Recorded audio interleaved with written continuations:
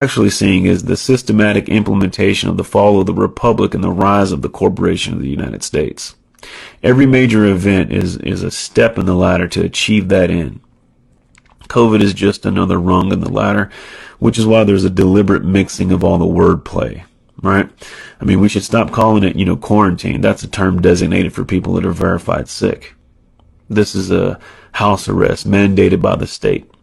You should stop calling it, social distancing. There's nothing social about forced isolation.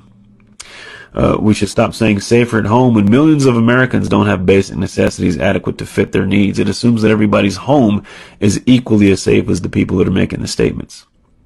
We should stop saying, this is for the greater good, right? When you close the economy, killing millions of businesses that families have worked generations to establish, that's anything but good. We should stop saying this is the new normal. That's just blatant mind control drivel. There's nothing normal about forced isolation, treating your neighbor like they have the plague, breathing your own bodily waste, wearing masks, living in constant fear of contamination. That's normal.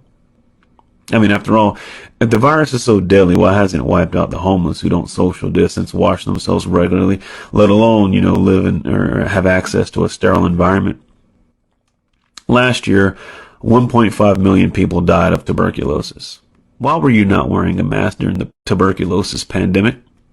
You were endangering, public health and safety along with billions of other people around the globe. So why didn't you wear a mask? I'll tell you why. Because the mainstream media didn't tell you to wear a mask. Right? And so because though 1.5 million people died from tuberculosis, there was no tuberculosis pandemic any more than there's a coronavirus pandemic. What you're really participating in is a beta test for AI systems and facial recognition. See, these cameras work best when people are, distance apart. Now they're actually testing through machine learning how to recognize, a face that's partially covered. It's also a way to easily determine who's compliant and who's not. Who does the propaganda work on and who it doesn't?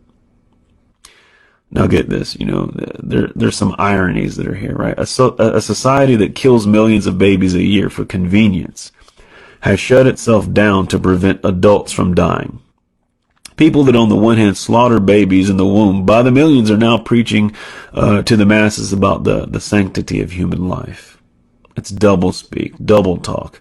It's the two doctrine policy. One for the initiated, one for the uninitiated. One for the inner circle, another for the masses. It's like saying, if I violate the stay-at-home order, I can be arrested, but you're letting convicted criminals out of prison so they don't get coronavirus. Thesis, antithesis, synthesis.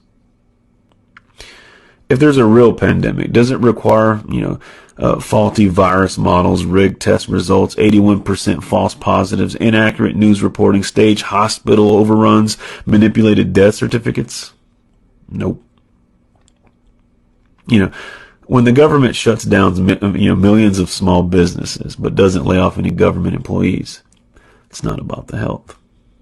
When the state bans dentists from practicing but deems it necessary for abortion clinics to stay open, it's not about your health.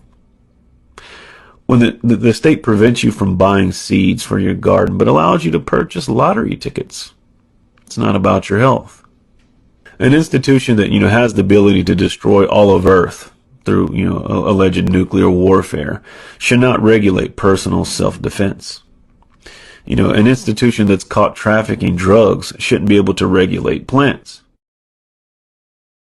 An institution that's racked up $23 trillion prior to coronavirus in debt shouldn't be allowed to manage the retirement fund.